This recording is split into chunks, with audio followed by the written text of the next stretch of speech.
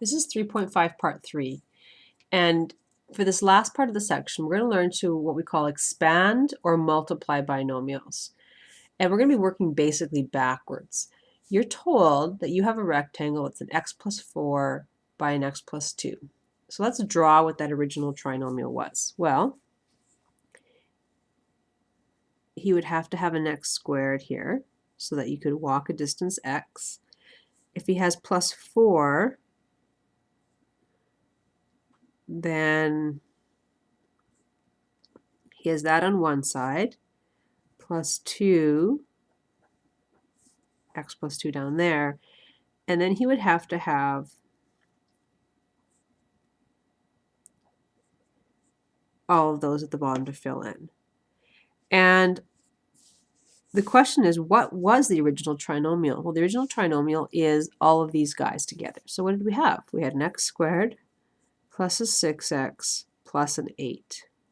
The question is, how can we go from this in algebra to this in algebra without drawing the tiles? Is there a mathematical series of steps that we can perform to make that happen? And yes, there is. And it's going to be based on what we call the distributive property, which we've learned before. It's just going to be a little different application of the distributive property. So let's do a review question first of all. You would have done a question like this in Math 9, and you've done some this year already. The distributive property says if you have a term outside a set of brackets, that term belongs to everybody inside the brackets.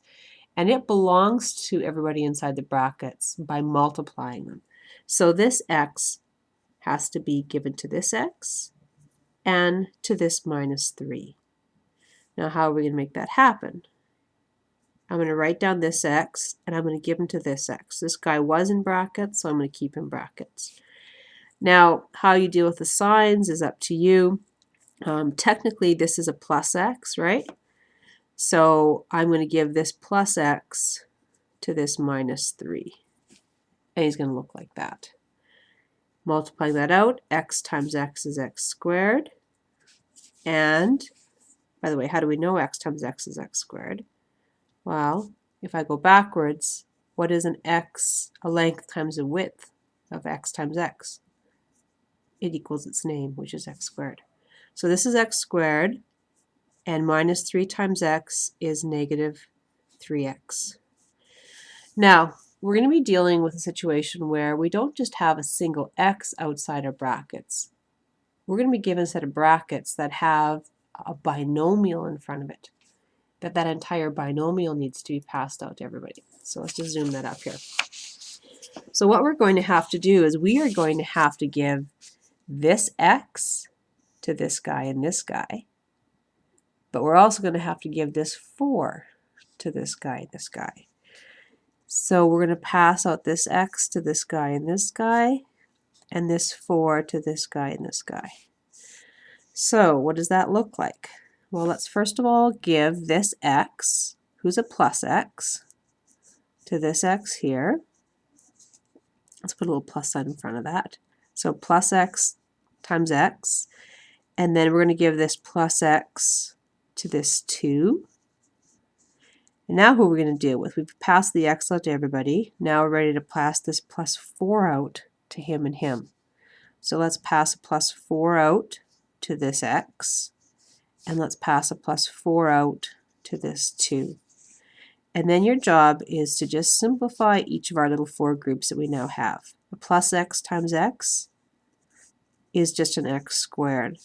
A plus x times a 2, it's actually just 2x. We're just going to move the number in front. A plus x times 4 is a plus 4x. A plus 4 times 2 is a plus 8. And then your last step is to see if you can combine any like terms. And you should see that those are both like terms. Our final answer is x squared plus 6x plus 8. You're going to see some teachers refer to this as FOIL, and I can go over there with that with you a little bit later. But for now, this is the process I want you to use because we're going to be doing some more interesting questions later, and they need to follow this procedure. So example number 2. Use the distributive property to expand the following. So again, this is one of those situations where you want to make sure that you understand the language so that when it comes to test time, you know which math to do for which question. The distributive property is what we just did here, where we're passing out everybody in this bracket to everybody in this bracket. And expanding, well, expand generally means to get bigger. And you can obviously see that in the first step, I took something that was reasonably condensed and definitely made it bigger. So that's all it means. If you get stuck, here's your steps on the side. But using what we just learned, we are going to take this x and we're going to pass it out to both the guys in that bracket first. And that's a plus x. You don't see a plus sign there, but there is one in front of it. So I'm going to pass out this plus x to this x in brackets. Then the plus x is going to go to this 4. Now I'm going to pass out this 5 to this guy and to this guy. Plus 5 to the x, plus 5 to the 4. What does that equal? A plus x squared, but I don't need to write the plus sign. Plus 4x, plus 5x, plus 20. Combine like terms, x squared plus 9x plus 20. The next one has some more minus signs in it, which again sometimes tends to get tricky. So we're going to first of all pass out this x to both of those guys, and he's a plus x, don't forget. A plus x to this first x is here, a plus x to this 3. Now we're going to pass out a minus 6 to this guy and this guy. A minus 6 to the x and a minus 6 to the 3 is x squared plus 3x minus 6x minus 18.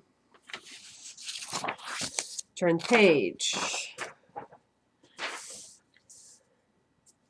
One more example. We're going to pass the x out to both of those guys. He's a plus x. So the plus x to that x, the plus x to the minus 7. Then the minus 4 is going to get passed out to him and to him. So the minus 4 to the x and the minus 4 to the minus 7. Deal with each 4 of your groups by putting them together. That becomes an x squared minus a 7x minus a 4x plus a 28. And then we'll combine like terms. X squared minus 11x plus 28. Now, example number 3 is where we really put it all together. What you need to know is that once you have taken a question like this and you've factored it into 2 brackets, you can take those 2 brackets and do this process up here and multiply them out and check to see if you end up with the original question. If you did it right. If not, you made a mistake somewhere. So we are going to, first of all, factor the following trinomial. Factoring means to write it into 2 brackets.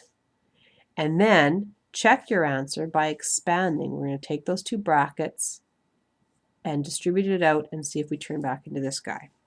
So step number 1, A equals, B equals, C equals. A is 1, B is 8, C is 15.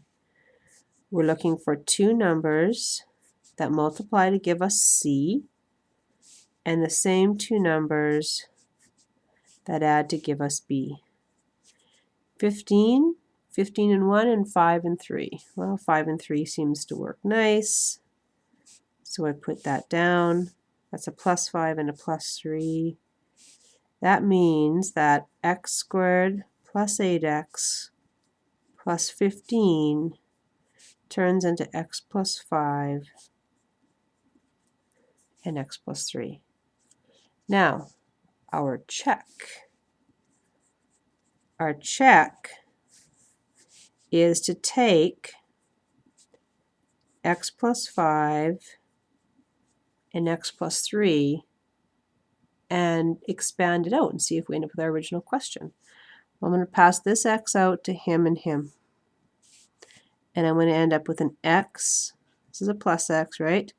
a plus x times an x plus a plus x times the 3, and then I'm going to pass the 5 out, plus 5 times x plus 5 times 3, and I get an x squared plus a 3x plus a 5x plus a 15, and when I combine those two terms together, I get x squared,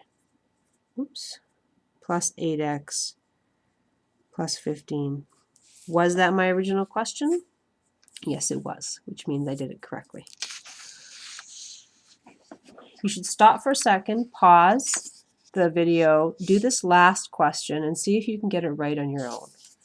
I'm going to go ahead and do it right now so that you can see it in a moment when you're ready. A equals 1, B equals -1, and C is -12. I want two numbers that multiply to give me -12 and then add to give me -1. That's going to be -4 and 3.